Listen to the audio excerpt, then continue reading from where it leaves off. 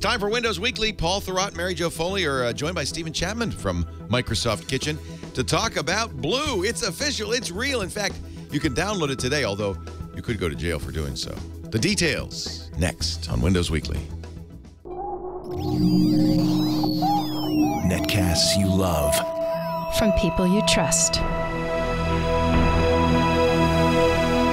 This is Twit. Bandwidth for Windows Weekly is provided by CacheFly at CacheFly.com. This is Windows Weekly with Paul Thurrott and Mary Jo Foley, episode 305, recorded March 28th, 2013. Just the factoids. Windows Weekly is brought to you by Rackspace, the open cloud company. At Rackspace, build what you want, where you want, how you want, all backed by their world-renowned fanatical support. Try it today. Download the open cloud at rackspace.com/open. And by ShareFile. Enhance your workflow. Send files of almost any size easily and securely with ShareFile from Citrix. Try ShareFile today for a 30-day free trial. Go to sharefile.com, click the radio microphone, and enter Windows. It's time for Windows Weekly, the show that covers your Microsoft interests, needs, wants, desires, hopes, and sometimes even fears with Mr. Paul Thurrott of the super site for Windows, winsupersite.com. Mary Jo Foley of allaboutmicrosoft.com, the ZDNet blog. Hello, lady and gentleman. Hello. Hello, Leo. This is going to be a big show today. Do you want to introduce your special guest who's standing right now in a soundproof booth? So say anything you want. Undisclosed location. Yes. He might need to be after what he's revealed. He's revealed. Do you want to, Paul, or do you want me to? I barely know this guy. I can sort of not stand him, you know. Can't remember his name or what he does. I don't know. It's on the lower third. Who is this mystery gentleman? Mystery gentleman signed from Microsoft Kitchen. Is that how you pronounce it? Yes, sir. Yeah. Stephen Chapman. Yep. Stephen Chapman. And he's been still in North Carolina? Still in North Carolina, Charlotte. Yep. And you've been in the news this week, boy. Yeah, I've been digging around. He's a digger. A little much this week, but yeah. You're a digger. Well, shall we kick into Windows 8 Blue? Because we now, in fact, was this not the week, Mary Jo, that Microsoft said the word blue for the first time in public? Yep, they did. How about that? So we know you weren't lying all along. No, it was funny. There was a Computer World story this week that said this word blue that bloggers like Mary Jo Foley and Paul Thurrott have been bandying about. Like, Bandying about. You bandiers. You're such bandiers. If we randomly talk enough, what we say will be true. I mean, it was just funny wording. It was nice they gave us a shout out, but it was odd wording, I thought. Well, no more bandying. You were right. Right. So Microsoft finally said the word blue publicly this week. And it was good timing because right before they said it, a few days before, is when Windows Blue leaked to the web. Yeah. You can download it now. Can. Yeah. And some have. You know, this has screwed up my entire week, I have to say. It's with a mixture of excitement and dread. Well, no, I sat down in front of the computer on Sunday morning thinking, well, I get a little bit of work done and I'm done for the day. And then Blue leaked, and that was I've been working on this ever since. I blame Stephen. And Stephen, do you want to talk about your role in this? Yeah, I mean, did you it's the same as discover it? Paul. Did you discover it? No. It's same as Paul. I woke up Sunday morning.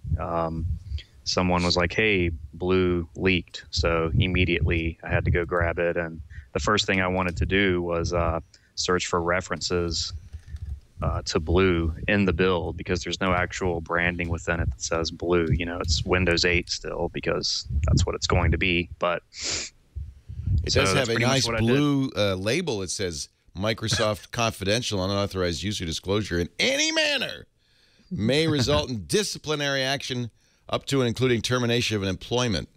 Oh, I'm in trouble. They're gonna so where is I this? think we're all kind of imagining like an Ilsa of the SS type scenario here. You will hand over the blue. So is it on BitTorrent? Where did we find this? The Pirate Bay? It's around. We probably shouldn't say. Okay, it's around. Yeah. And do we know where it came from? Obviously from within Truth is out there. Microsoft. Yeah. Now, who first leaked it? Was it a Polish site who wrote about the leak, or It was a Polish site. Yep. Yep. I think they were the first ones to find it. I don't know who leaked it, but it's an internal build, supposedly just a few days old. It looks like a partner. It doesn't say the word partner in the build string. You know, it does, Yes. but I asked somebody inside Microsoft about that, and they said even though it says partner, it actually was an actual engineering build from inside. And you could tell Yeah, that I mean, from the digits. Yeah. The interesting thing about these leaked builds, and this was true during Windows 8 as well, is that unlike in the past, this pretty much is representative of where they're at. You know, like a lot of times, especially long foreign time frame, the leaked builds would be from one particular part of Microsoft, and they would only They'd be old. show kind of part of what they were doing. They'd be partial.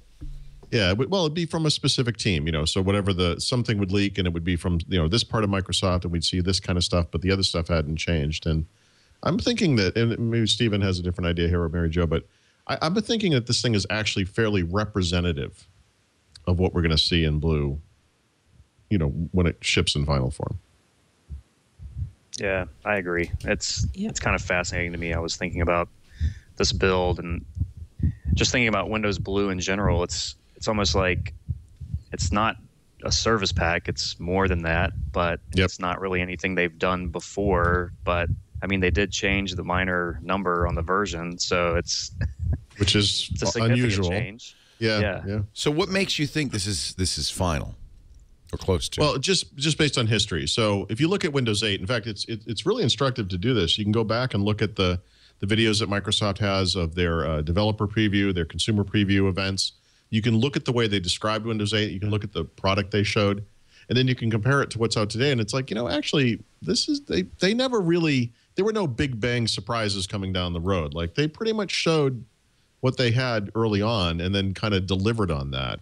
And if we assume that the current team is following in the footsteps of the Sinofsky way of doing things, which I think we would agree they are, that suggests to me that this is fairly representative of what we're going to see.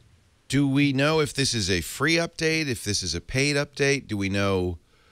No, we don't know that. Nope. We don't know. We also don't know the name, although they did say this week, Microsoft said it's not going to be Blue, obviously. Service Pack 1? Nah, probably something like Windows 8 point something is my bet, because it's going to have a Windows 8 connection somehow.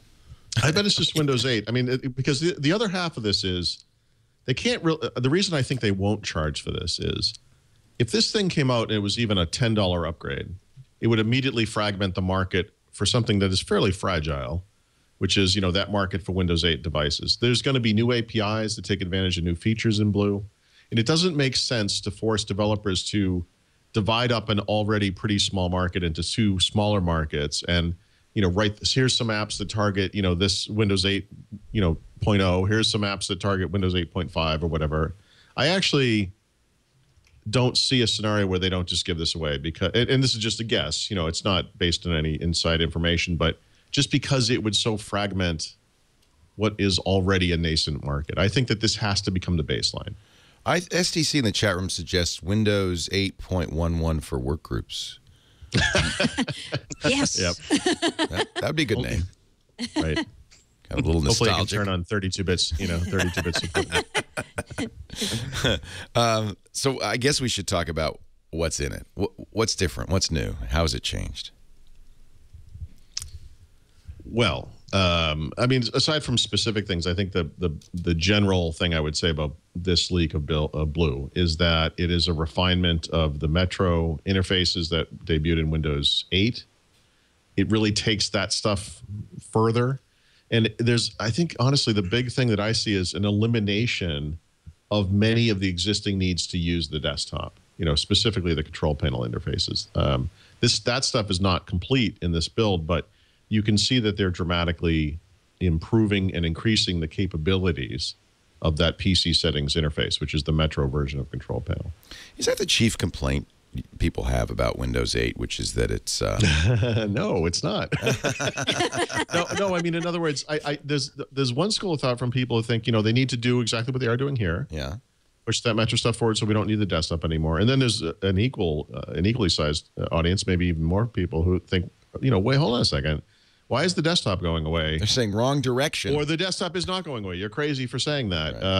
Right. Why isn't the desktop being improved? And I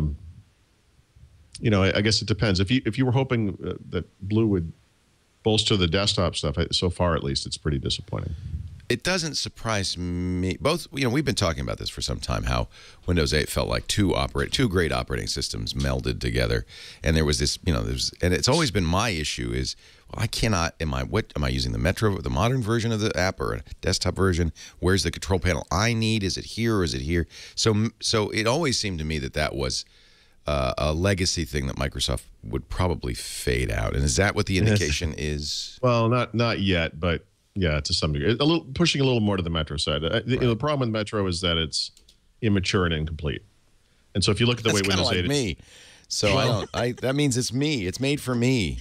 You can only hope for maturity with age, and incomplete. But there's just weirdnesses to it because we're not used to it yet. So when you're staring at the start screen and you want to customize the start screen, in today's version of Windows 8, there's like a tile interface that's very basic. But if you want to actually configure that start screen, you have to dive into PC settings. You have to know where you're going. And so, they fixed that kind of thing. So that from the interface you're looking at, you can change the settings. And there are more settings. But it's happening right there. You don't have to go into some crazy deep interface. I think one thing worth talking about, too, is how much Blue is looking like Windows Phone now. Wow. Yeah. The resizable tiles are coming to Windows Blue, which is pretty cool. I like that feature a lot on my Windows Phone.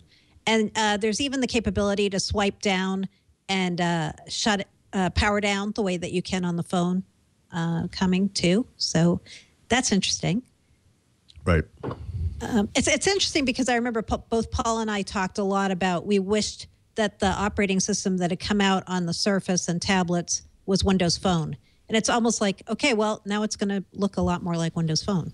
Is it more than cosmetic? Is it also APIs under the hood development? Is this going to be the beginning of a merger of RT totally cosmetic, phone? Leo. Totally cosmetic. No, well, we don't know that part yet. So Right. One of the other things that's happening is that they've discussed a build conference that's occurring this summer in San Francisco. Yay. Yeah. So We should do our show from there. what I have heard is that the SDK, at least the first version of it, will occur then.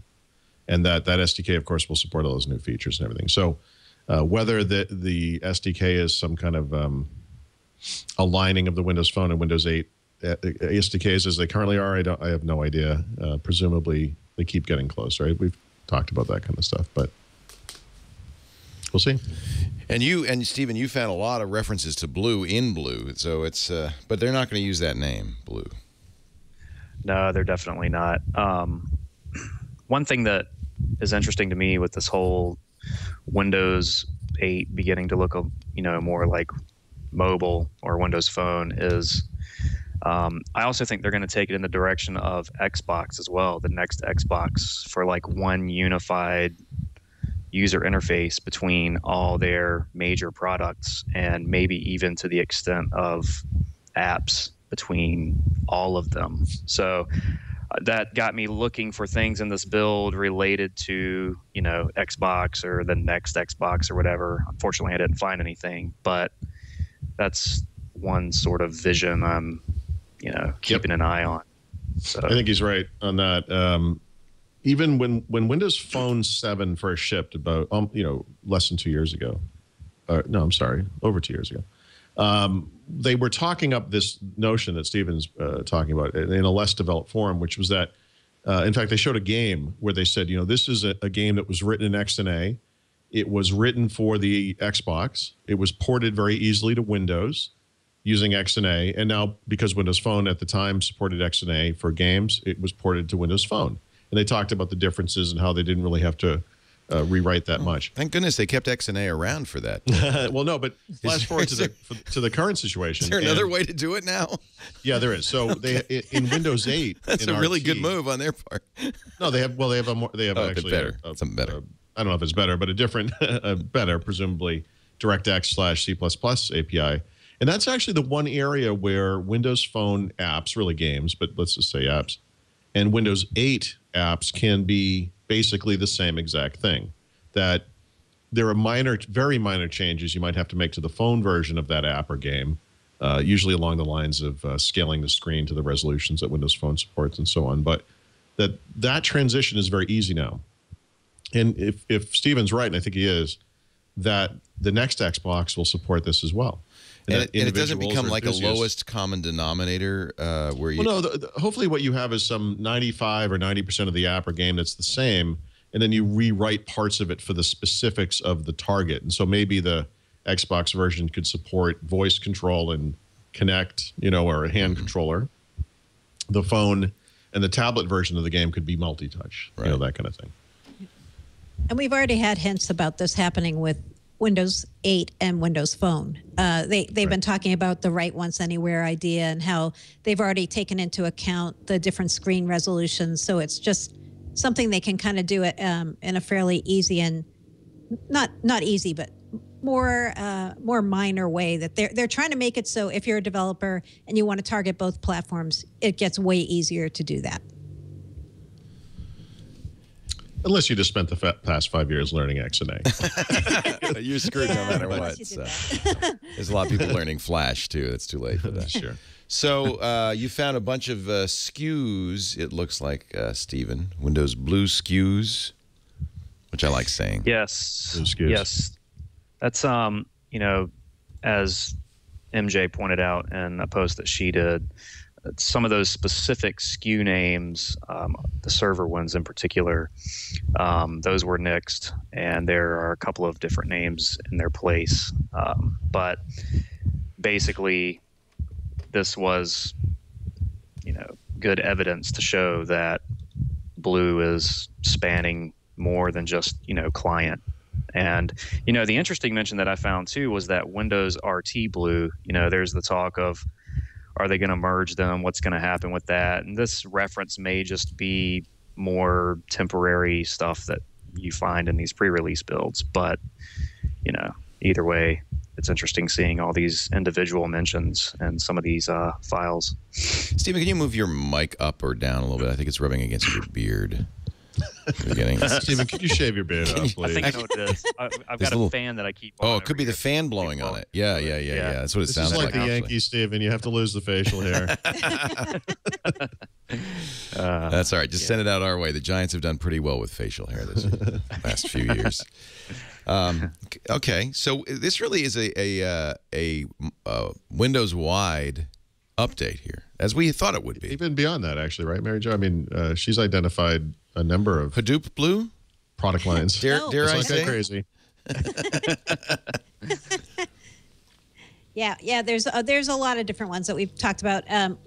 So this is Windows Client Blue that leaked this week. There's Windows Server Blue that we just discussed. Then there's also Windows Services Blue, which we haven't really heard much about. So that's going to be blue versions of Outlook.com, probably SkyDrive. Maybe some other services. Will that just be a cosmetic change, or do you think they'll be under the hood? I think it'll be more. More than that. I think it's going to be more than that. I think everything's going to get a pretty hefty update and refresh around the time of Blue. And then there's Windows Phone Blue. Except for Calendar, of course. Yeah. Of course. Calendar is just going to stay non-metro forever. That's it. It's just doing that. And then Windows Phone Blue is another one that it'll be interesting to see how much they say at Build about that, since they haven't really talked about it at all. But that's probably like a late 2013, early 2014 thing from what I've heard. So Blue is like this window of things that are coming over a series of months. It's not just going to be on one day, everything Blue shows up, but it's going to be within a few months of each other, probably. Do you think it's conceivable Microsoft leaked this on purpose just to answer everybody's questions? I wondered. It's a fast way to do that, isn't it? They knew you three would be going, well, wait. They're not that crafty. No, you know why?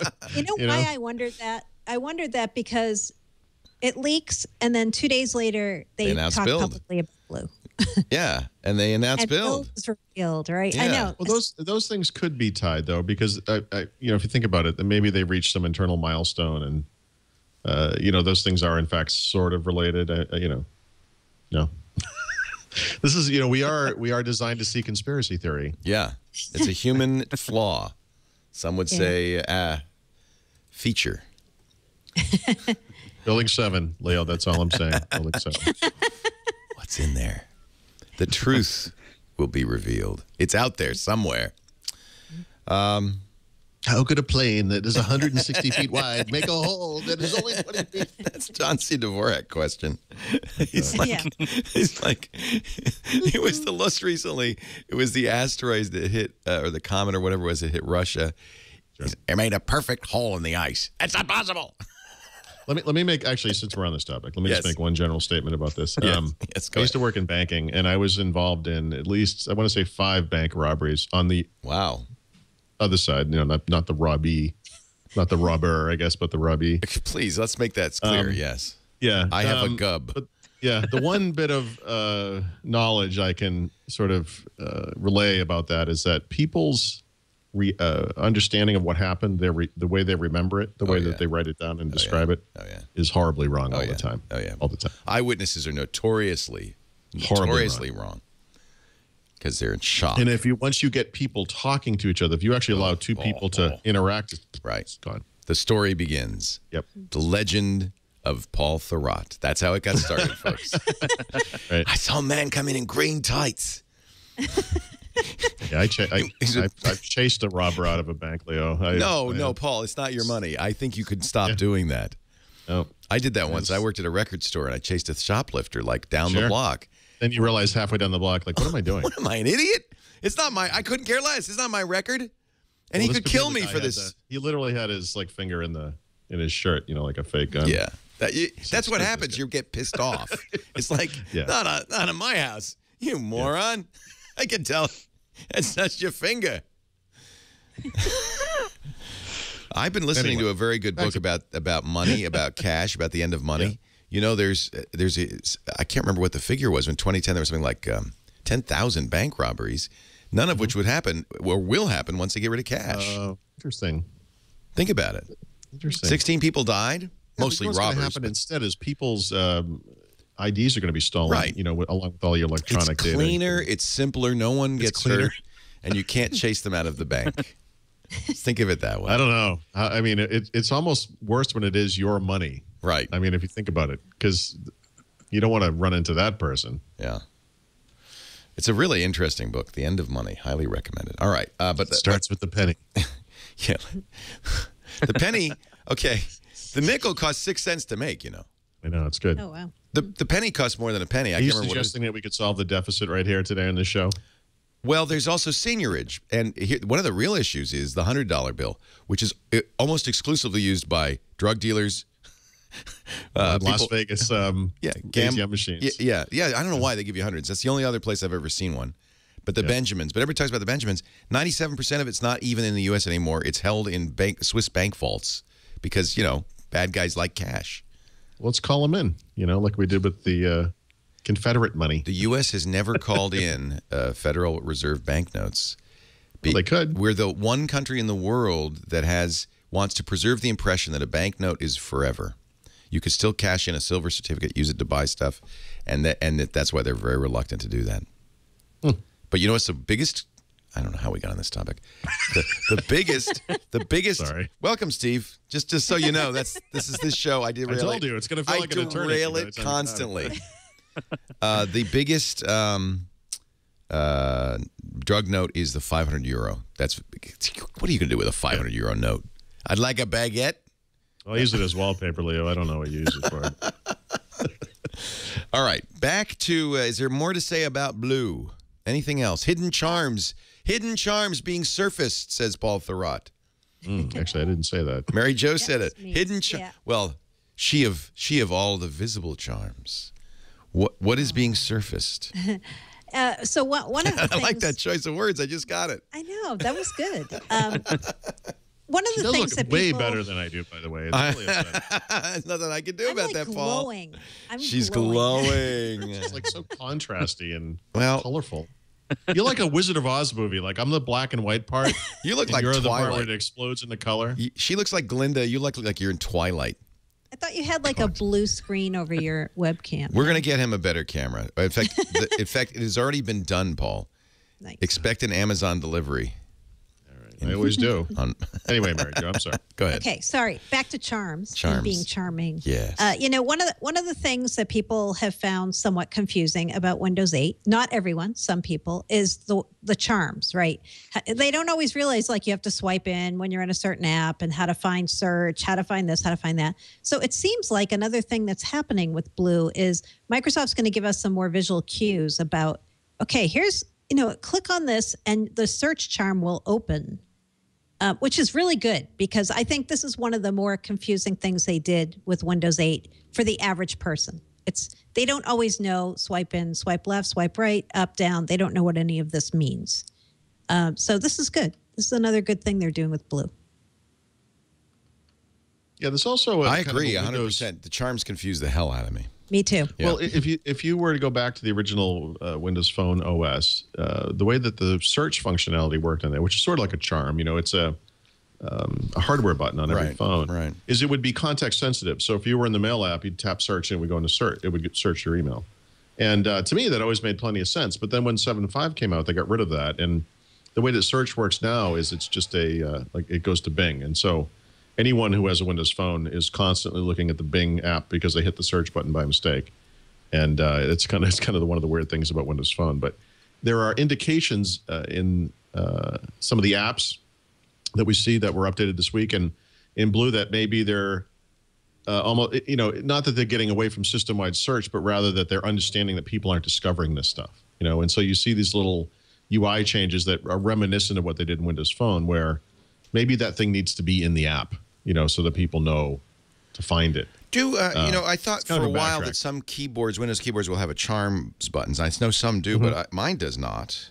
I still have to do Really, the Acer doesn't. Are you sure? No, I do Windows C, which is the charms. Yeah, they don't have them right at the top, like at the function key. I don't see it. No. Interesting. Well, it's a laptop. There's not a lot of room. Maybe on a desktop keyboard, you'd have. Yeah, actually, okay. So the Lenovo I have over here also doesn't have those keys. Yeah, I think for a while we thought that was going to be commonplace on Windows 8 hardware, but Right. Well, it's good now because you don't need it anymore. Hey, by the way, Blue Lucky Charms were added to the lineup, the diamonds, in 1975. Good to know. Nice. Just thought I'd throw that in. I looked that up. They do taste better. Oh, the blue ones. It was a big addition. Because they'd had hearts, stars, and clovers, but then they added blue diamonds.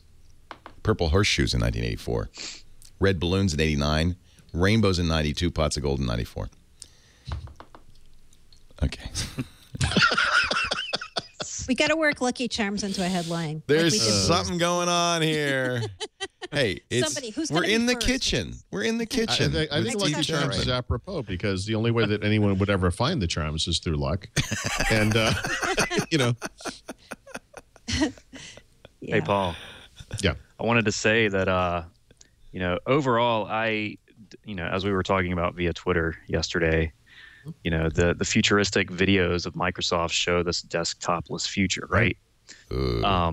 But I think it's funny how it's almost like Microsoft is trolling everyone by giving you this desktop tile in blue that you can make bigger than everything else. It's kind of like, Yep, we're negating the need for this or whatever. So here, we can make this tile bigger for you.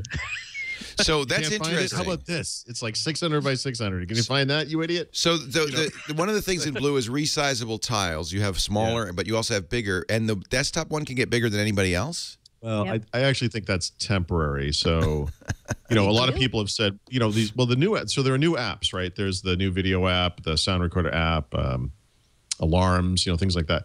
And they support the 3 sizes, I guess, right? The 3 smaller sizes. And then the desktop app supports the really big size. But none of the built-in apps, the normal ones that we already have in Windows 8 today, like Mail, Calendar, People, etc., supports any of those changes. But that's because they're the old versions of those apps. Right? I mean, the ones that are in there are basically the RTM versions. So they haven't been rewritten to support the tiles. So I wouldn't be surprised. You could almost picture a very high-resolution screen with very big tiles that were, doubly expressive, if you will, as far as the information they're able to display. Well, that's a good. This S7 is actually a good example of that because I think it's 1080p, and so there's a lot of resolution on this screen. And yeah. So go back to the start screen real quick. Yeah, these are fairly small. Yeah. So I mean, imagine if those things were, if they could be, some of them twice as tall, big squares. Right. The desktop is not a good example of this because there's no information to see there, but you could picture an RSS reader or your calendar or email or something, having, I mean, they're almost mini apps running in little windows, if you will. Well, if I make everything on the screen bigger, there you go. Now, they're not taking advantage of this extra space, but you could because there's a lot of, resolution in here. Yep. Yeah. But you also have, and this has got to be depressing to Microsoft, a ton of 768 displays even out there. I mean, just really low res crap. They knew they were getting into this. I mean, that's the baseline for Windows 8. Just awful. 1366 by 768. Jeez, it's like I just need to wash my hands. Come on. I mean, the way that they have sub-pixel rendering on text, they've got great scaling on graphics. I mean, honestly, I think, for the most part, that display res is not horrible. 768? No, because of ClearType. Right. ClearType helps. As you said, the sub-pixel rendering. Yeah, I mean, I've been comparing the resolution of the Surface RT with the Surface Pro. Now at the same apps side by side. I mean, honestly, there's minimal differences. So what about RT? What is Blue RT Blue? Now we only are seeing client. We haven't seen RT Blue, right? Do we know? Right. I mean, we assume they're the same. Right. Yeah, Stephen found a reference to RT Blue, though. Right, we talked about that. Right. Yeah. So we know it's probably there still. And the reason I say probably is there was this really odd Digitime story that came out today. Why do I even put odd in front of it? It's always odd, right? Digitimes. Yeah. You never know really what you're getting. They say Microsoft to merge RT into the next generation Windows OS. What does that even mean? Number one. Right. Which direction is the merge? Right. Who's merging with whom? And I was talking with Paul about this today. I'm like, what does this even mean? Do they mean like the brands are going to merge? That makes a little bit of sense. Like they maybe stop calling Windows RT RT and they just call it Windows, maybe. They're saying, according to sources from the upstream supply chain, which obviously know nothing because they're hardware manufacturers, although the PC supply chain had pushed Windows on ARM aggressively, Windows RT name has misled consumers, and I agree with this, into believing the operating system is able to support all existing x86 Windows programs. So the lack of apps as well as compatibility issues have damaged demand. That may be the case. I think what's damaged demand is the availability of Windows 8 Pro, which has made people say, well, why should I get RT? But you love RT, and I think I'm starting to hear from people who say RT is the future. Right? Yeah, but we live in the present, right? Yes, we do live in the present. Last time I checked, yes. So the thinking, people are jumping to this conclusion and saying that means Microsoft's not doing anything more with Windows RT. It's dead. They're just going to let the system sit on the shelves until their warranties run out. No, I don't think this is what's going to happen at all. I was kind of thinking about it almost like Windows NT. Windows NT could support a lot of different architectures, MIPS, Alpha, x86, and maybe it's going to be like that. Like there'll still be different ports for different architectures, which is what you'd need, but it'll just be called one thing, maybe Windows 8 or Windows or something. I'm just guessing because I can't make heads or tails out of this Digitimes thing. Yeah, it's Digitimes. Just ignore it. I know. It's like a random collection of letters and words. They're actually, their record on rumors is appallingly bad. Like, Yeah. So sure, we could ignore them. So timeline for all of, because I want this. Yeah. But I don't. But I'm not, and I'm not a pirate. I'm not going to download and install the. I don't want to do that. So I want to. I don't recommend it. No, you guys have to, because that's you're reading the crystal blue balls. But I'm sorry. Let's work on that one more time. but I, as a user, you wouldn't recommend this. No. So yeah, what the rumor mill says, there's going to be basically 2 internal milestones of Blue, and we've already passed milestone 1. Milestone 2 is what they're working on now. That will result in something that's called the milestone 2 is called the preview milestone, and then supposedly they give it out to the public, and then it RTMs. So it's like milestone 1, milestone 2, RTM, boom. So give it out to the public. You mean in preview form? Yeah, preview form. So that's, I'm guessing when Microsoft has build, that could be either when they give the attendees the second preview, the internal milestone preview. That makes sense. That's typical, right? They do that typically at Build. Yeah, or the public preview. Like it's day 1, boom, public preview. Right. Oh. Yeah. And Build is when again?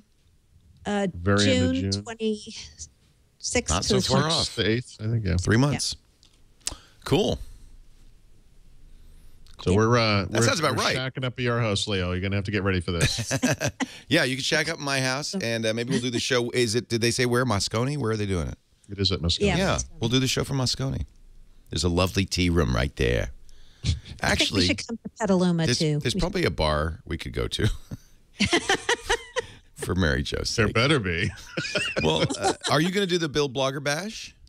So not exactly, because the Loudermilks won't be there. Those losers. And wait a minute. Why aren't the Loudermilks going to be there? Some kind of personal vacation baloney. It doesn't matter. They're the turning point is, into the Winklevoss twins of. Yes, exactly. No, I mean, we'll do something, obviously. We'll have some kind of meetup there. It's still some ways out, so we haven't figured it out. And we're going to do some kind of Petaluma road trip. We should definitely. We'll do the show. We'll figure it out. It'll be fun. We'll do something. And we'll do beer, of course. Whatever we do, we'll do beer. Stephen, you're invited too. Come on out. Yeah, I'll be there. Bring the fried chicken wings. I was watching CNN this morning, and they just there's a new term, drunkorexia. Drunkorexia? Yeah, people who they finally have a name for my problem. It might be people who save calories so they can drink more beer. Oh. No, I don't have that. And that's a weird thing. I think that's kind of normal, isn't it? No? Well, now there's a name for what you think is kind of normal. I wish there was orexia involved with it. Like, drink beer and lose weight. Well, if you don't eat any more food. Right. Well, beer is food if you do it right, Leo. Exactly. Beer is bread. Yeah. They interviewed an expert on drunkorexia on CNN. Let's take a break.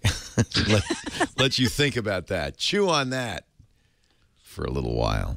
Our show today brought to you by our good friends at Rackspace, creators of the open cloud. I think it's interesting they're advertising on this show. I don't want to impute anything, but they do point out that everybody's talking about cloud computing, but not all cloud providers are the same. Some use proprietary technology. I need dramatic chipmunk for this.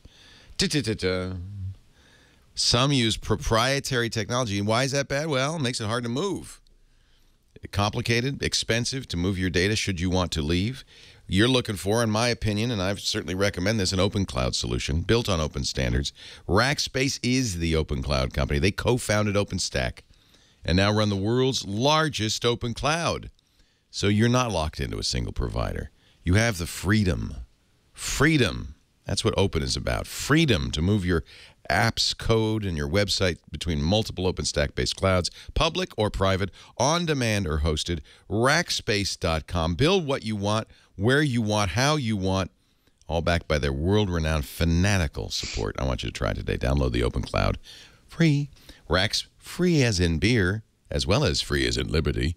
Rackspace.com/open. That's Rackspace.com/open. And thank you, Rackspace, for supporting Windows Weekly.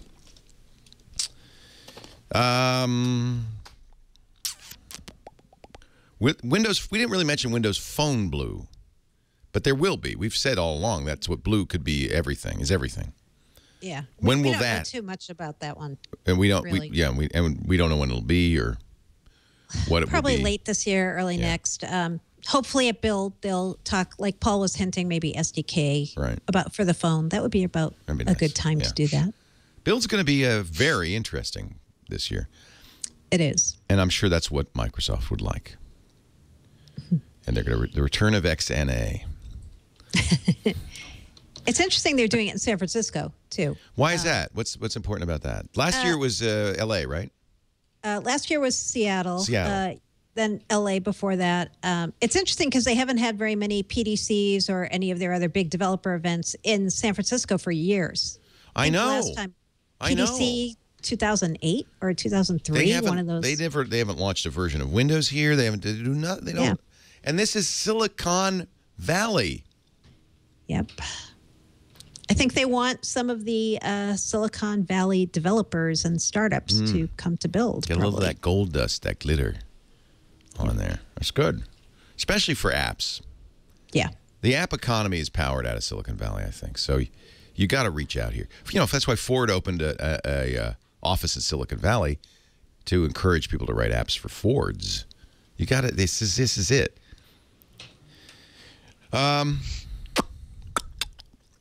So I downloaded a new Windows Mail on Windows 8. I'm so excited and it broke my Google, but that's okay. That's okay. It broke your Google. It's okay. That's Google's fault, though, right? Because they don't support EAS. Opinions vary on the fault, but yeah.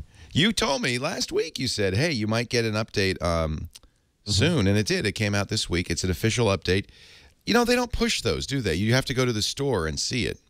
Yeah, although, by the way, that's a feature of Blue. They're going to let you install apps. Yeah. They should, especially. Well, there's a weird interface. It suggests, it says, do you want to auto-download the apps? And you say, yeah, I do. And then they don't install. You say, what the heck? And it says download, not install. Okay? Oh, I mean, so it downloads them in the background. And then when you go to install it, it's kind of sitting there locally. Well, that was always the choice with Windows Update. Don't do it. Download it, and then let me know you got them, or download them and install them. And I think that's kind of a well-known standard in the Windows world. Just do it. Give me those three choices. Everybody wants one of those three, right? Every time, the apps on the phone are like that. Almost every time I pick up Windows Phone, it says, oh, you have an app to update. And I always think to myself, hey, just do it. The only platform that does that is Android. Android will do that. And it's kind of a nice feeling. Wake up in the morning, especially with apps, because they're updated a lot. Yeah, and I don't want to update all. I don't want to go into it and say yes. I want I want there to at least be a UI that says turn that on. You know what? Although I think this is part of the enterprise heritage of Microsoft, right? Of course. Like, no enterprise would want that, right? IT guys hate that. Except I would think they would want that. No enterprise is running Windows 8. Temple Run for Windows 8 or whatever. I mean, it should be a switch. You could easily, it's not hard for me to think of a way you could make it palatable for enterprise. For instance, a global switch that could be set over the LAN. That's like some kind of policy. If only Microsoft had management technologies some group of some policy that they could use so to the control. IT guy downloads the updates, takes a look, bangs on it for a month or whatever, however long he or she feels it's necessary, and then flips the switch, and instead of having to deploy it, which must be a pain, especially if you have thousands of seats. That's why they're still running Windows XP. Somewhere there's an administrator sitting over a console saying, no, I know you're not getting that mail update. Yeah. Sorry. Yep. You're not going to have it. So what do we get? We got a new mail. Yep. New calendar, new people. New people. Yeah. Unfortunately, same message, friends. I was hoping the new people would upgrade my friends too, but didn't. Yep. The Google story is complicated because calendar is, to my understanding, is just off now, right? You don't get Google Calendar support anymore. People, I misunderstood this in the beginning. My understanding is that before you could have multiple Google accounts and the contacts from each would go in, but now only the contacts from the first will go into people. That's my understanding of how that one works. And then Gmail is still supported, but it's IMAP instead of EAS. Yeah, but that's fine. That's a good way to do it, to be honest. Well, it's an okay way to do it. I mean, I just, the problem was, with EAS is nice because you set that up in one place, one time, and it blows across all the apps. Yeah. And the agree. way Google's doing it now with all different protocols for every service, it's kind of a terrible thing to make a person go through that, you know. Yeah. I mean, that's Assuming the always been support's the on advantage of Exchange, which is you get calendar, you get contacts, and you get email all at once. That's a nice thing to do. But Google, understandably doesn't want to support EAS, I guess, understandably. I don't know. Yeah, I'm not even sure what to say to that. But yeah, okay. I mean, they don't want to support it either way, which is too bad. I hope that the situation is temporary and that, by this time next year or sooner, that on Windows Phone and Windows 8 RT, that these things just work. But And CalDAV is the way they want you to do it now. Why does Calendar not support CalDAV? Or does it? It doesn't. Google doesn't, does it? Google Isn't supports that one of the ones CalDAV. Aren't they I think they're deprecating dropping support? for that. Yeah, They are. They're moving to something else. What do they want us to use? CalDAV's the standard. They're moving away from it. Not as into standards as you might believe, Leo. I think that their calendar support going forward is actually a proprietary Google thing. That's not good. I don't like that, and it makes me not want to use Google Calendar anymore. Yeah. It's too bad. Yeah, you're right. Wow. They're killing CalDAV. So, but the point being, though, just that this stuff is in sort of a state of flux. And we could always make this really general statement. If you were to use Apple's email service, whatever it is called now, what is it called? iCloud or whatever. Obviously that kind of thing works best with Apple's stuff. Apple's mail app, Apple's calendar app, iCal, whatever. The Google stuff is going to work best with Google stuff, and the Microsoft stuff is going to work best with Microsoft. It does feel anti-competitive because as soon as Google dropped EAS, Microsoft said, okay, CalDAV, we'll support CalDAV. And then, like, Google says, oh, and by the way, we're going to kill CalDAV, too, and you got to use a Google API. Yeah. That feels anti-competitive. That does not feel right, especially since CalDAV is an open standard that works. And by the way, Apple also uses that. Yeah. I mean, I don't know what kind of a legal case you can make there because none of these companies have any sort of calendar, monopoly or whatever. Right. So, right. Yeah, it's anti-competitive. It's interesting, though, on phone, even though Google's killing its support for CalDAV and CardDAV, they say that Microsoft's been grandfathered in and they're going to continue to support it for Windows Phone. For phone only, though. Right. Well, Windows Client never said they would support CalDAV or CardDAV with Windows 8. They never said they they never would. really said much of anything, did they, about this? No. If you go back and look. No. Very vague.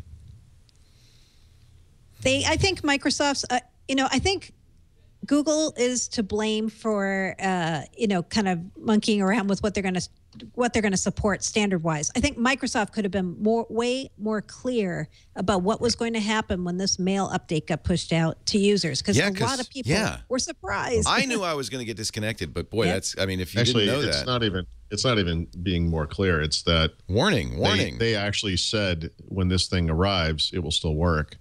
Oh. And when it arrived, it actually did not work. Right. And so if you were using Google Calendar through Calendar app, it just stopped working. Did they say you were scroogled?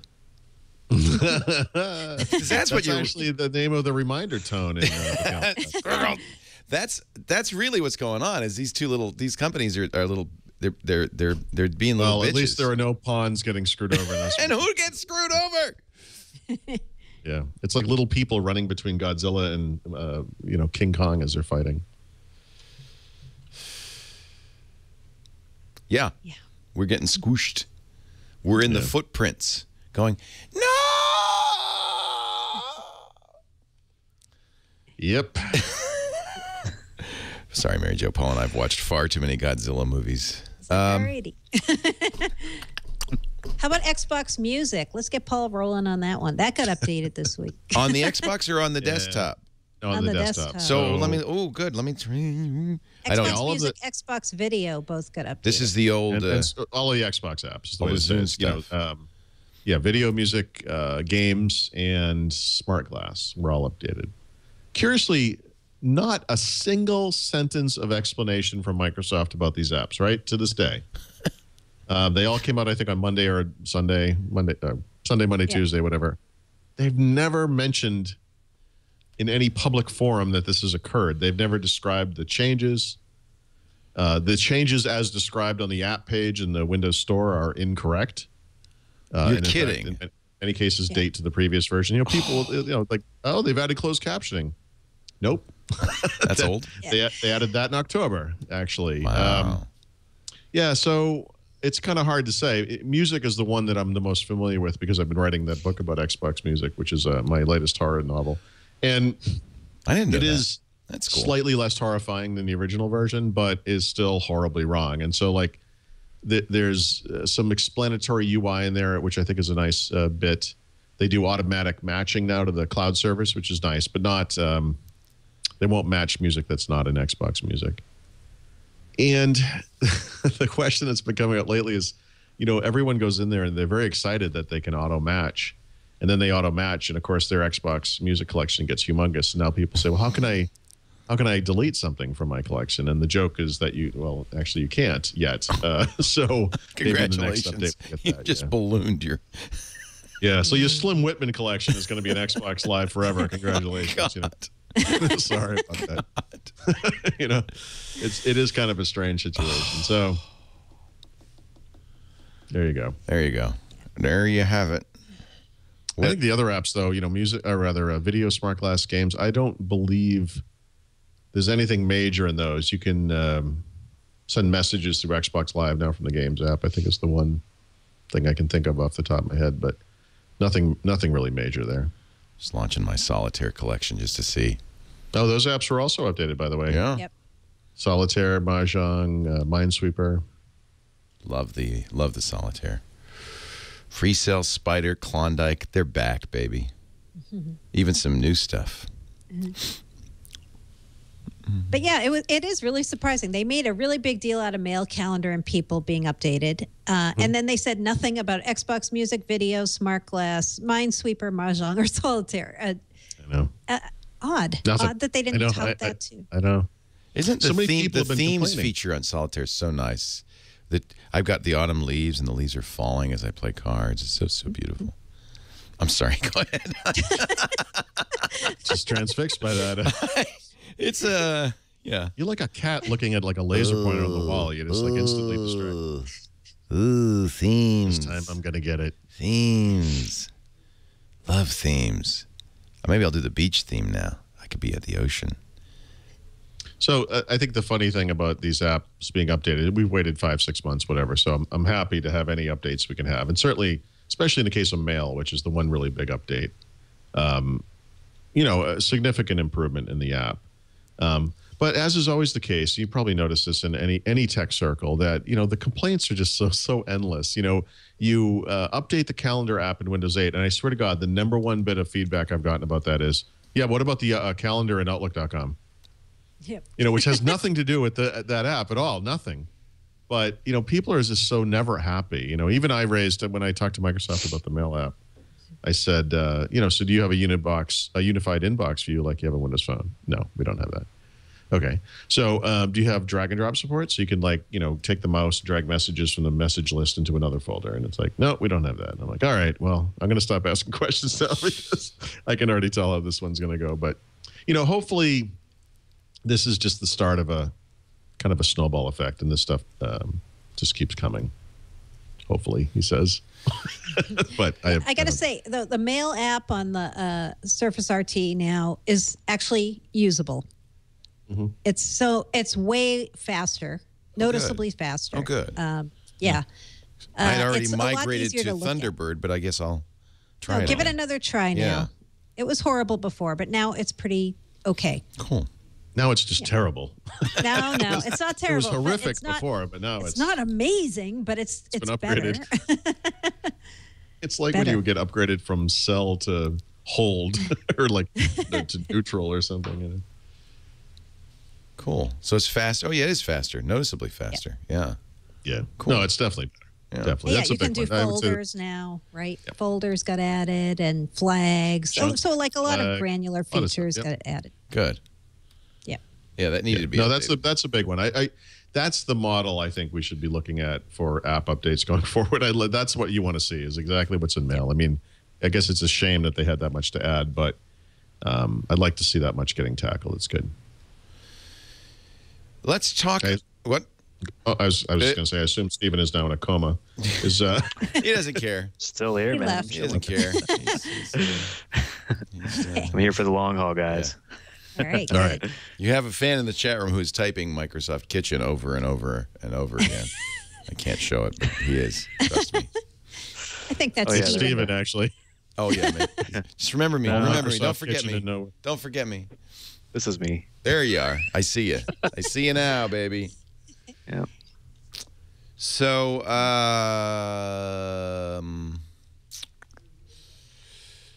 hi. Hola. He's playing cards. Admit it. You're doing the stuff here. I'm playing cards. He's like, actually, the update to Solitaire is really nice. It's beautiful. What is not updated that should be updated? God. Photo, Well, you say? Photo app would Well, like probably the be the big Photos app, right? Yeah. Yeah. Didn't get an update. Yeah, that's the big one. I mean, looking at it now, I would also argue that the store app is borderline useless and that it needs. It doesn't feel dramatic- very good. I mean, It's there's not. just- You could tell during the pre-release version that UI was never going to scale. Like Yeah. that once you get past a couple hundred, 1,000 apps or whatever, it just doesn't make any sense. And if you drill into any area in the store, like just tap on games or something. Yeah. Just tap on the heading. Yeah. That doesn't view is work. worthless. and I'm sorry, but that is you don't have to know anything about UI design to know that that's worthless. Yeah. This is Worthless. adventure games alone. And I don't know why farting birds is in adventure games. So that's another Well, problem. But An this is adventurous user credit card. And so I thought, oh, maybe if I, use, but there's No, so many no. apps now. There's 4 to 3 There's- adventure right. games. That is just worthless. Yeah. And by the way, I'm sure I said this back in August or something. I mean, it's just, Oh, no. it was always worthless. It's always going to be worthless. There's no way, you have to change it. It just has to get better. And this just the view fact is that I have to, okay. well, it's okay, but It's okay. Right. This does not help me with discovery, frankly. No, that's the thing. Yeah. And even if you find a category, he's like, well, sports apps. I like sports apps. Yeah. You go into whatever the category is, Top and then you paid. get like random grid of, it's like useless. It's useless. Yeah. So the stores have been done before. I think it would pay to, I don't know, maybe look at iTunes, look at Google Play, look at how Amazon does it. Figure something out. I mean, this is how they arrived at this. I don't know, but Well, that's and terrible. it's important to get this right because app developers are going to say, look, everybody knows that the way to get an app sale on Apple's iTunes is to get editorially highlighted, but they didn't put much space in for that. This is the entire editorial highlight here in the front page, and that is so important for app developers. And when you get to this grid, apps just it's a blob. They're not going to be happy with that. That's not good. It's not good. Terrible. Yeah. Yeah, I found this real lacking. In fact, I don't go into the store. Right. And that's not Right. good either. I go, it's funny. I go in and kind of compulsively every once in a while just to look. And Looking every for time I have the something. same reaction every time. It's like, this is awful. I can't find anything. If I know what I'm looking for, like I type Twitter, that's not a problem. I can find it very quickly. But you don't go in there to browse. You go in there because you know what you're looking for. Right. It's too bad. So maybe those are the two big ones. I mean, a lot of the stuff that's in Windows 8, the default apps are fine. The maps, camera stuff is fine. The Bing apps are beautiful. And that's probably most. SkyDrive is fine. The other thing that happens in the store, and I did this, I was looking for Age of Empires, and then it says, well, no, you can't get that in the store. We have an entry in the store, Right. but you have to go to the... Not even slightly confusing, though, right? Right. It looks like they're selling it. I know. So get app from publisher. Yeah, and by the way, the publisher is the company that created the operating system you're using. So it's Microsoft! Yay! Yeah. And Imagine Apple doing that. Like, oh, you want to get this app that we actually do make? Yeah, you're not getting it from us. Right. You have to go get it from us somewhere else. No, I mean it's put it in the silly. store. Yeah, it's silly. Okay. Enough bitching about Windows 8. Let's bitch about something else. Okay. Yeah. Actually, I heard the word Gemini for the first time. Mary Since Jo the 1970s. Foley. Yes, since the launch of the Gemini spacecraft. It's the new Blue Office. Is that It fair is. to call it the Yep. Blue Office or the Metro Office? Yep. That's what I would call it. Yeah, so Gemini is, when we were talking about all the different Blue things, Blue Phone, Blue Server, Blue this, Blue that, everyone kept saying, what about Blue Office? Is there one? And I kept looking for hints about this. I bet Stephen Chapman was too. I could never find the two things connected. Finally, I got a tip from someone that said, you're looking in the wrong place. It's Gemini. Yes, that's what the code name is. And what's interesting is at first I thought maybe it was called Gemini because it was a twin of Windows Blue, or because supposedly with Gemini, Microsoft's Office team is moving to more of a 2-year cycle of releases. But actually, why I think this is called Gemini is Microsoft is twinning its Office apps. So right now, the way that the core apps, Word, Excel, PowerPoint, and OneNote work for Windows 8 and Windows RT is they're basically desktop apps. Although OneNote, there is a Metro version of that. But with Gemini, which supposedly may come as early as this fall, you're going to get the Metro versions of Word, Excel, PowerPoint, and an updated Metro OneNote. And so this is the twinning. You're going to have desktop and Metro. The Metro style ones are probably not going to be as fully featured as the desktop ones. I keep hearing like more of a subset of what you get on the desktop. But the idea is they're going to give you finally the Metro style Word, Excel, and PowerPoint that you were waiting for. Interesting. That's Gemini. Yeah. Huh. And I wonder if that'll be at the same time as an iPad version. In other words, just like let's do all the new touch versions at once, or Yep. Yeah, that's one piece of speculation I heard is that because part of the whole Gemini mission for the Office team, I've heard from some of my contacts, is they're moving away from thinking of Office as a group that does applications for Windows, and instead they're seeing themselves as a team, finally seeing themselves as a team that does Office productivity for everybody. Everybody. Interesting. Right. Yeah, boy, it's never been like that. Nope, never been like that. In fact, you have, Mac versions just didn't match the Windows versions, and Yep. that I like that. So Gemini. Gemini. And you said this fall? This fall. And then right after I wrote about this, Stephen Chapman found some references to Gemini. There he is, smiling. Yeah. Yeah. It's kind of fascinating. I mean, even today, there's certain searches that I set up that I check daily. And now that MJ put Gemini on the radar, that's there. And just today, somebody updated their resume, and I found the reference. And it was a fairly little detailed thing for what it was. So the Gemini talk is beginning.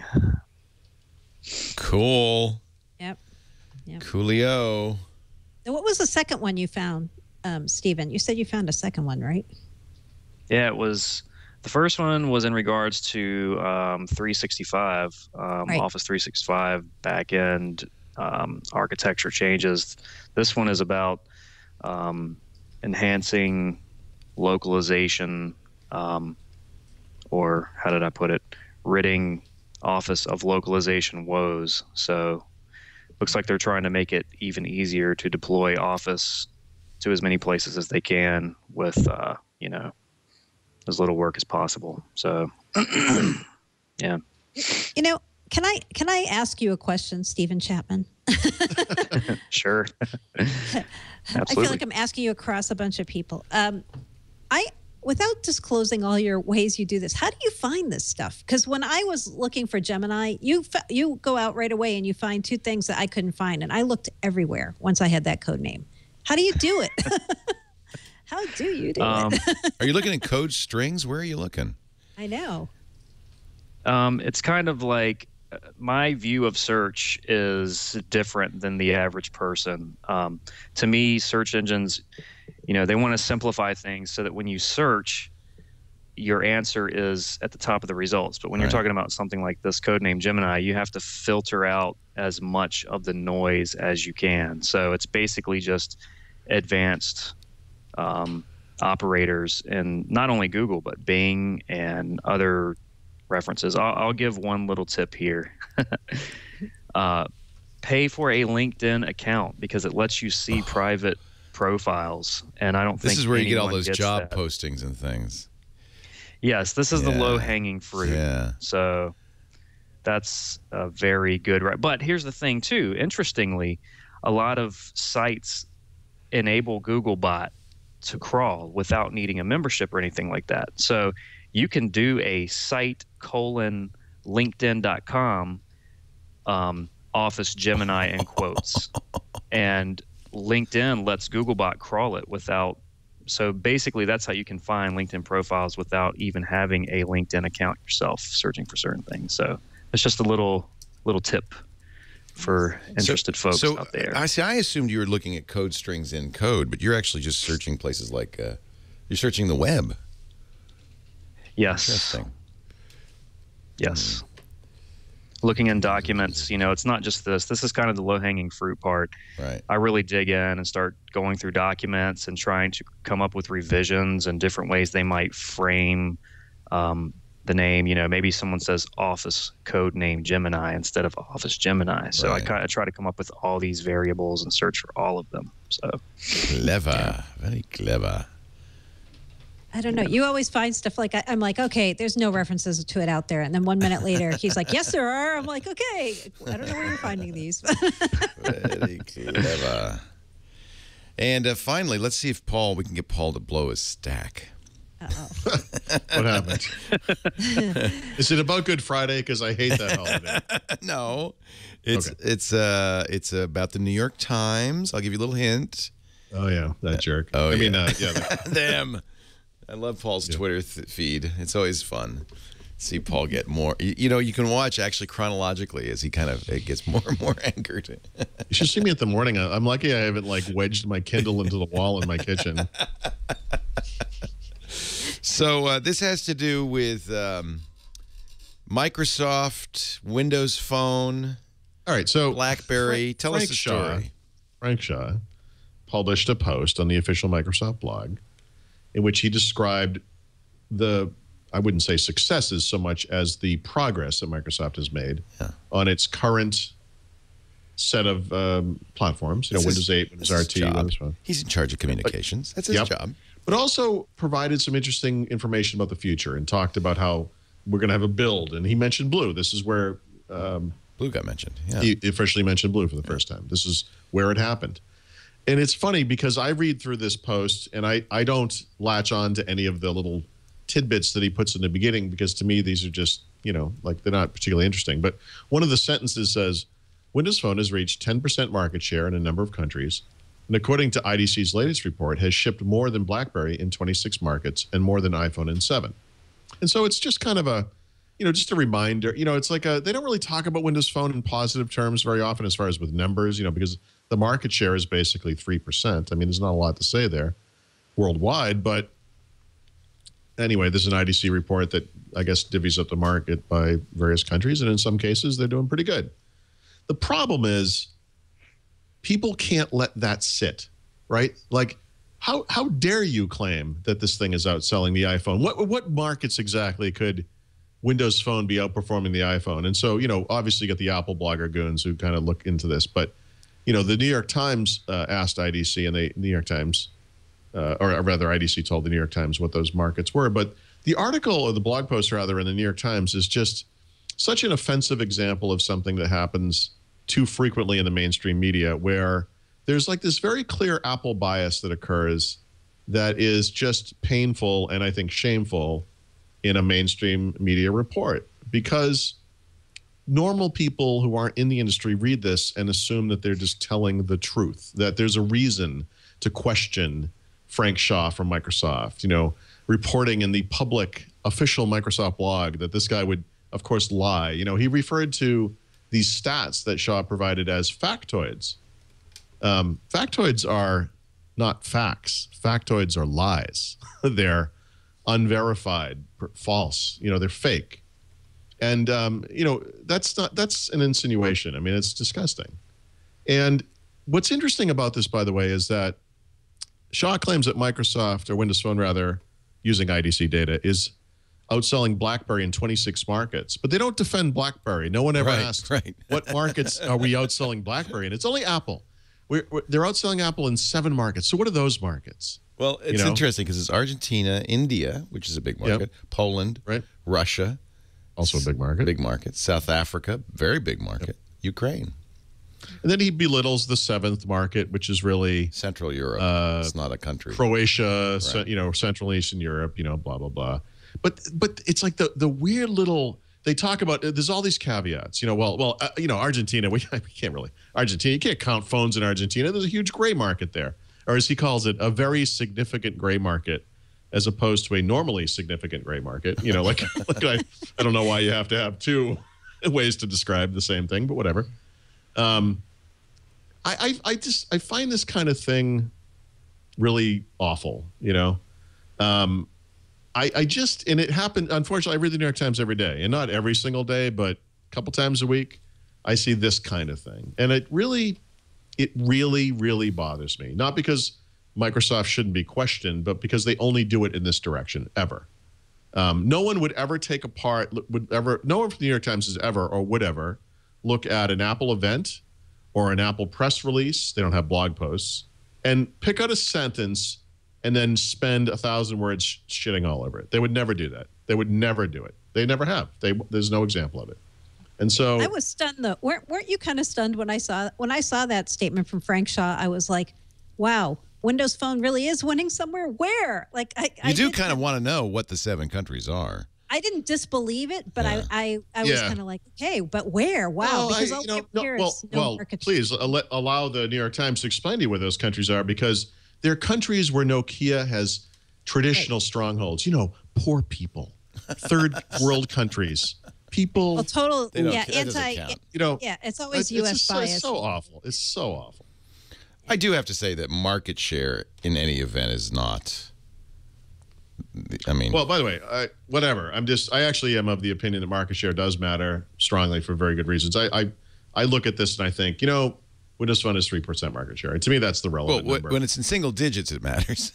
Yeah. By the way, okay, but there are people who would say, in other words, all right, so I'm calling out the New York Times for bias, right? And people would say, Paul, you write the super safe Windows. Of course, you're incredibly biased. Look at all these examples of where you've, dump on Apple, blah, blah, blah, Yeah, okay, fine. But I also didn't write a crazy blog post saying, we're winning, Windows Phone is beating the iPhone in 7 months. I would never write that post. I read that article and I kind of went, I'm sure it's true. It's meaningless. Not something I need to cover. It's a marketing guy writing on the official Microsoft blog. Fine. I would expect. There is an IDC report that tells you that this is. I would expect him to find whatever he says. The numbers are encouraging. No, but the point is this: and I find that encouraging. I love Windows Phone. I'm writing a second Windows Phone book. Right. If I was some crazy biased nut job, I would write a story about this, but I didn't because I don't think it's relevant.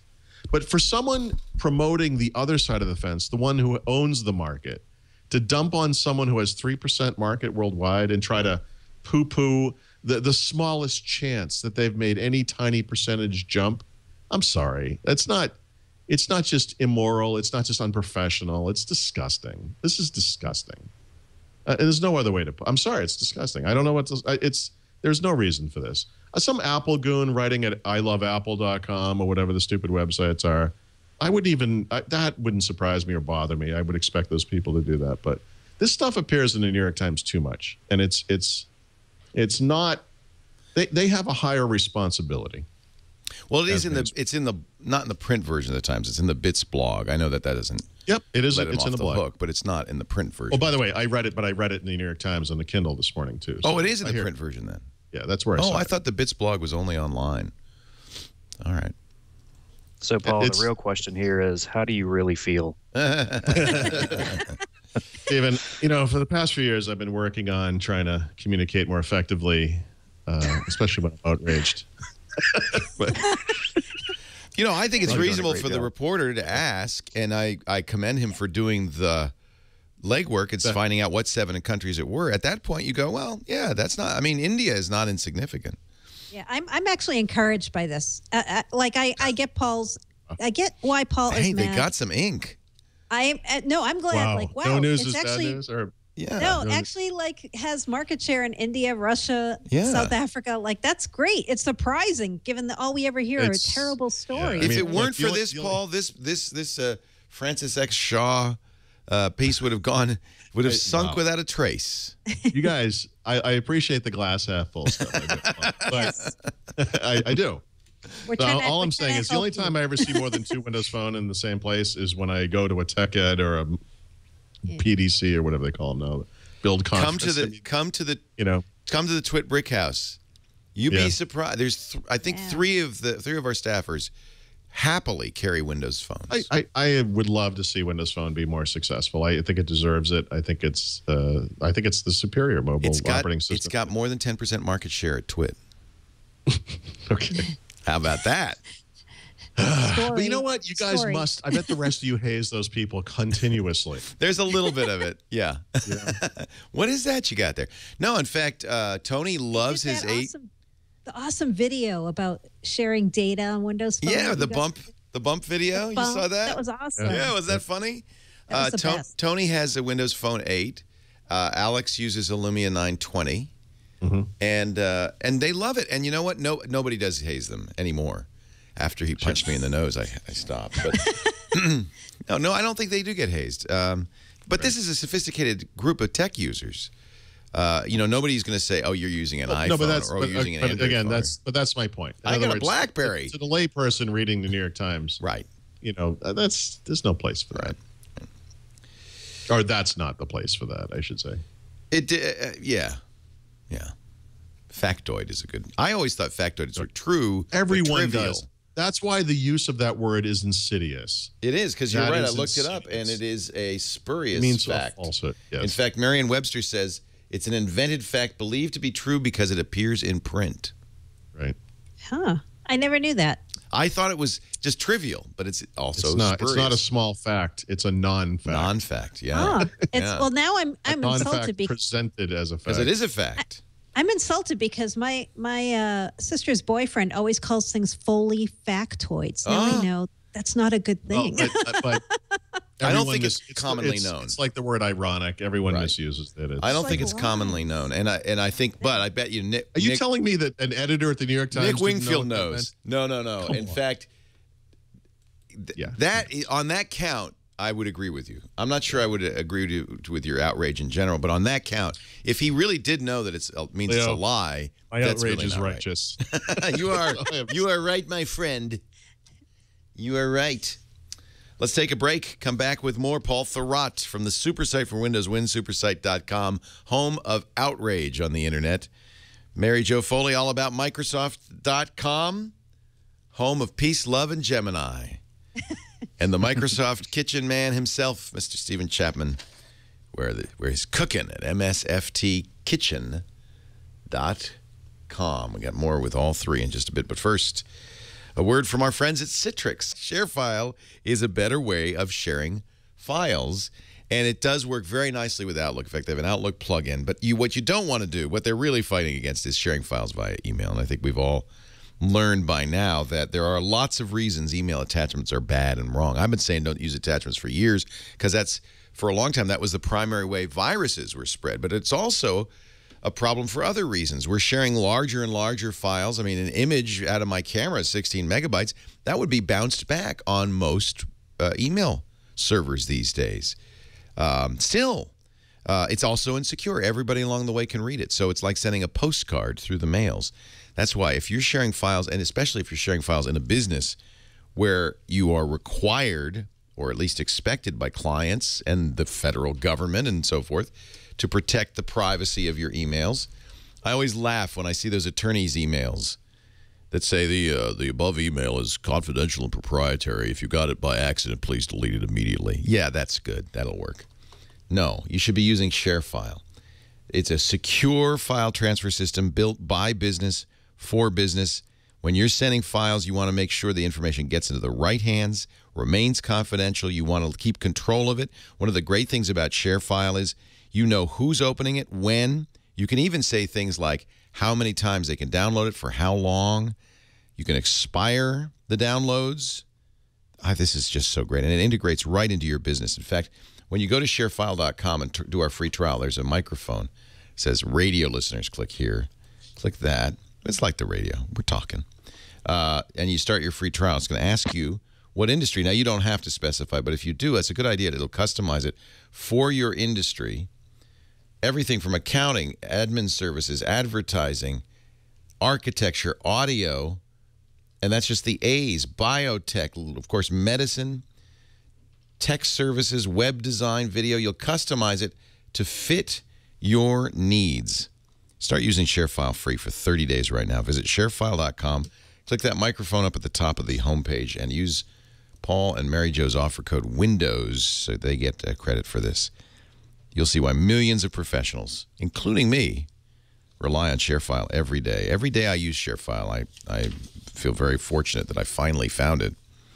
One of the nice things about ShareFile is I can use the ShareFile app, free ShareFile app on my phone and my tablet, and see what the files are. And if I forget to share a file, which I frequently do, you know, they call me and say, hey, we were going to send this. Oh, I can go right on my phone and say, send that. Securely, quickly, easily. Sharefile.com.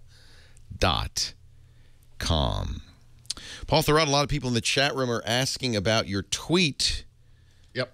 About that $99 Roku killer. What's the story, Morning Glory? My tweet? What? You tweeted about it. Oh, that. Oh, that. Do you have anything you want to say about it? Is going to, yeah, I guess so. So Microsoft is going to announce a new Xbox this year, as you know. Yes. And you think it will be a set-top box as much as a game machine? No, I think no. I think they are going to release a new 360 at the same time. That will be priced like a Roku and obviously designed to do two things. One is to provide that backwards compatibility with existing games, but also to provide a set-top box like, you know, experience. So you're saying it'll be something like an existing 360, cheap. Well, actually, they already have a $100 one, but you have to commit to Xbox Gold for a while, right? Right. So this one will just be a $99. Just 99 flat, and it may not have a lot of storage, but it will play the game, so it'll have a disk drive. I don't know anything like that. I presume it will, of course, to play the games, but or it will only play online. You know, that's one way to go. Is just to you know, make these older games be available online.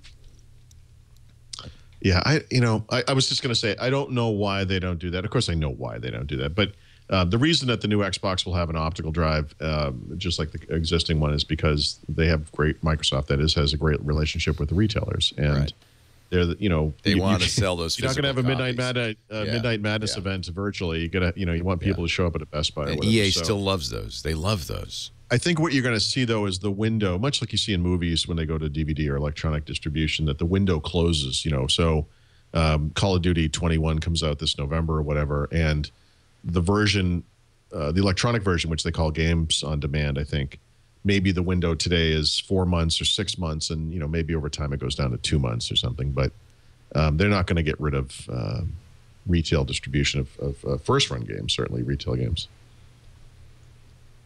Either. So $99, and it would have. You're asking me detail. I don't know what it has. All I know is. How do you even know this? Are you just speculating, or is this something you've heard? I just answered this different question on Twitter, which is an answer I gave to Long Zhang, who's another blogger guy. We were sitting in Build or PDC press room one day, and Long looked at me at something, some fact, whatever, some factoid, and said, "How do you know that?" And I reached across the table and shook his hand and said, "Hi, I'm Paul Thurrott. Nice to meet you." It's my job, Thurrott. Paul. Yeah, I mean, I can't really explain that, but okay. But no, I wasn't asking. I'm not making it to up. Tell me your sources. I was just that's what I was asking. Is this a speculation, or is this something you believe bend will over happen? And pull another factoid out of my. That's a factoid. Factoid. It's not a factoid. There's not a factoid.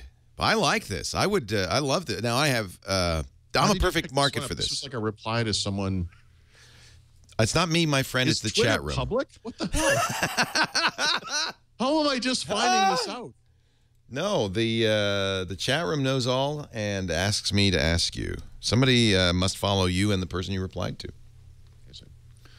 But have you written an article about that? No. You also mentioned that the. Pay attention, Leo. I throw these things out, little bonbons. That's why you want to follow him on the Twitter. You also mentioned that the Xbox launch will be pushed back. a little bit, or the first announcement. Yeah. There'll be a lot of Xbox news this year. Let's just leave it at that. You do know that Twitter is public. Now I do.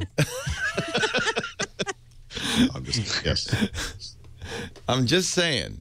And people could even search and just read all this stuff, even though it's just replies. It's it's embarrassing to be to be presented with your own tweets. Like, what awful things do I write to people? Oh, I'm so terrible. Oh, it's so much fun. I love it. I love it. And you get heated sometimes on the Twitter. Yeah, I'm a person, I.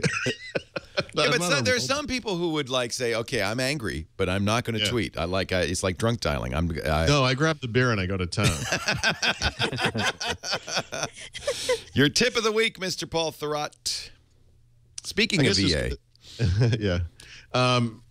Something else I have not written about, but Microsoft has a blog post about the fact that there are a number of high-quality Electronic Arts games that are on sale this week only. And by this week, actually, there's only a couple of days left. I'm not sure when this ends exactly, but it might be like Sunday, that are 40% off. And these are games that everybody knows: Plants vs. Zombies, Battleship Monopoly, Tetris, Bejeweled Live, etc. So definitely, if you don't have some of these games. In fact, one of the games in here is one of the few mobile games I've ever actually finished, which is that Need for Speed game, which is fantastic.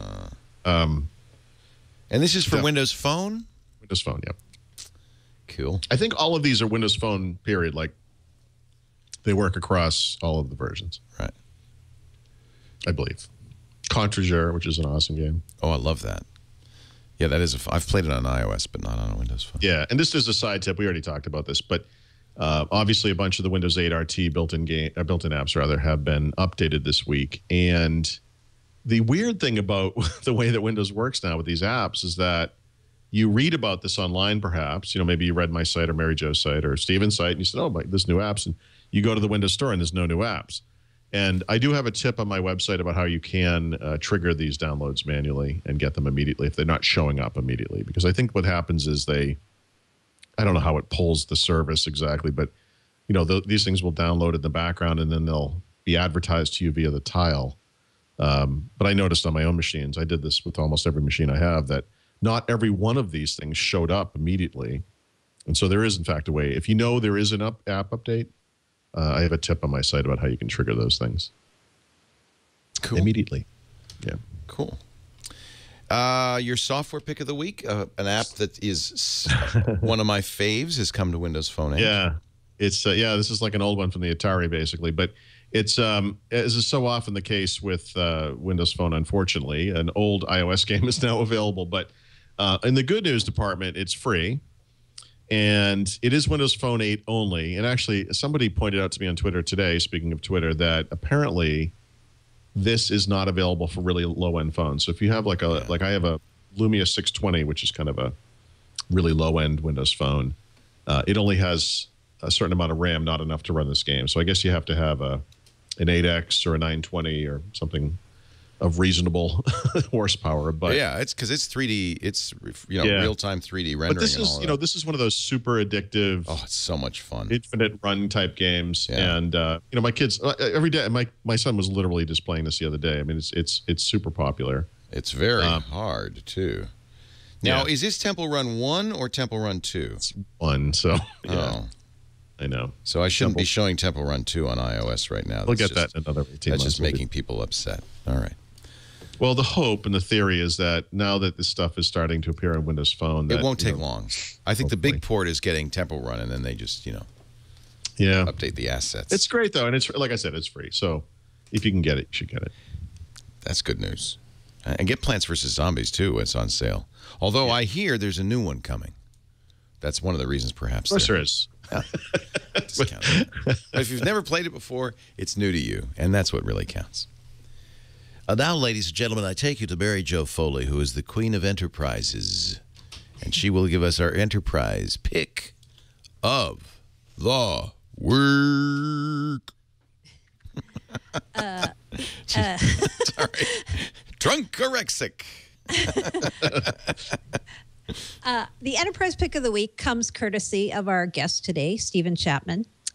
So one of the things Stephen did when he got the leaked blue build was he tore it apart, basically, and looked for all the blue references. And what he found was really interesting on the server front, because we've been talking on Windows Weekly about there being a Windows Server Blue, but actually there are going to be a lot of Windows Server Blues. And he found the links to these and the mentions of them in the build. So he found Windows Blue, Standard Server, Enterprise Server, Data Center Server, and Web Server all mentioned. And, you know, these might be placeholder names because when Microsoft came out with Windows Server 2012, it changed the versions, the names of the versions and what was in them. So right now in Windows Server land, you have Standard, Essentials, Data Center, and Foundation. So I'm thinking these are mostly placeholders showing us that, not too surprisingly, but good to have confirmed, there are going to be multiple Windows Blue servers that come out. And the rumor is that Windows Server Blue comes out at the same time as Windows Client Blue. So it could RTM as early as August of this year. And none of the server builds have leaked yet. But I think there probably would be some kind of a public preview of at least one of these Windows Server Blues coming up. Very cool. That's your tip. Very cool. I can't wait because, you know, I run Windows servers. Actually, you know who does run Windows? I don't. I lied. But you know who does, and it just upgraded, and it was very interesting, a nice conversation. Steve Gibson has upgraded to, you'll be very happy to hear, Windows 2008 server, RS2. R2. Yeah, he's getting there. That's as far as he's going to go. You never get him on the latest. That's it. He's done. Oh, wow. He just upgraded to that. Yeah. He's of the opinion, which I have mixed feelings about, that the new stuff is never secure. That you have to wait a while for stuff to get patched and fixed and secured. But it goes both ways. Yeah, he's going to get way behind now if we start doing this annual upgrade. I know. I was shocked that he went to R2. Right. It's like he said, well, I tried R1, but it doesn't have SSL2 or something. Code name pick of the week. A new. I don't know if I'd call this a code name or just some interesting names coming again out of the blue build. And these two are courtesy of another friend of ours who's a Microsoft watcher, Sandro Villinger. He just posted an article today on itworld.com talking about two things he found in blue. One is something called Base FS. And we already know about ReFS, which is the new file system that Microsoft introduced with Windows 8. BaseFS, he found all these links to it in the code, and no one can figure out what it is. I think even Stephen Chapman was stumped. He had some ideas, but there he is, stumped.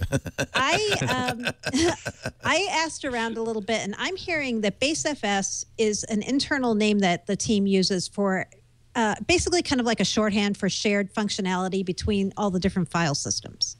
So it's more kind of like an internal usage type thing. But to me, the even more interesting thing that Sandro found is min kernel references. So remember min-win, this whole idea of componentizing Windows and using the common core? So supposedly, I hear min kernel is the common kernel that is across x86, ARM, phone, and Xbox. So he found a reference of this, many references of this inside the code when he took it apart. So very, very interesting. Some interesting cross-kernel things are going on in the Microsoft Windows land. Not too surprising. Surprising that Xbox is on there, though. Kind of an interesting aside. Yeah. What does it mean, Paul Thurrott? What does it mean? We talk. I would just point back to our earlier discussion about. Say no more. Say no more.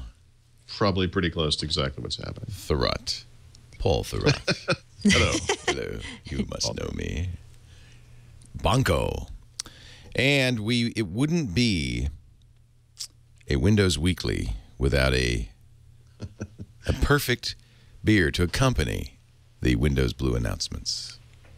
Yes, this could not be a more perfect beer. Blue Sunday Sour is the name of the beer. Think about it. Blue leaked on Sunday, Sour Faces in Redmond. How perfect. From the New Holland Brewing Company. Yeah, I have never had this beer, but a bunch of people in my Untapped feeds have had this. And what it is a wild ale from New Holland Brewing. It's also got like some oak in it and sounds like a really interesting beer. Like I'm dying to try it once I started reading about it. But the name just got me. I'm like, we got to make this the beer pick of the week, even though I haven't tried it. And I love sour beers. They're always excellent. So yeah, couldn't have a better name for the Blue Show this week. We talked about sour beers last week too. Yeah. You love I your love sours. Yeah. It goes well with peppery cheese, Monterey pepper jack, pungent gorgonzola or Limburger, and salad. That's what I have with my beer, salad. Salad. Yes. Because you're beer-orexic. Hey, thank you, Stephen Chapman, Mr. Microsoft Kitchen, msftkitchen.com for joining us. Great to have you on the show. Thanks for your Blues Clues. And no longer do we have to speculate. We know there is a blue. Oh, we just have other things to speculate about. Yeah, well, there'll always be something. Always be something. Paul Thurrott is at the Supersite for Windows, winsupersite.com, and the author of many books. I didn't know you were doing a music book. That's cool. It's just a quick e-book. It's an e-book? Okay. Freebie. And Windows... I'm banding music about as I do. WindowsPhoneBook.com. Little factoids about Windows.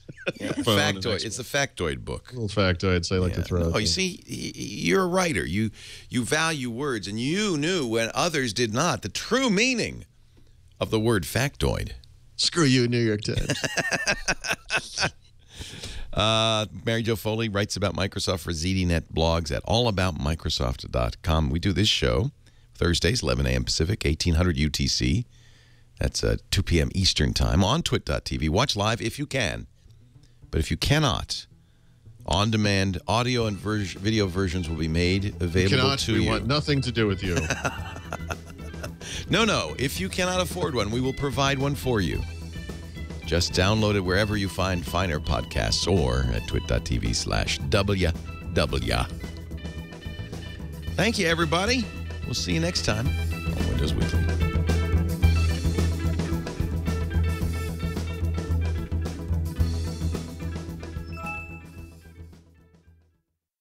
We are ready to begin if you're ready to begin.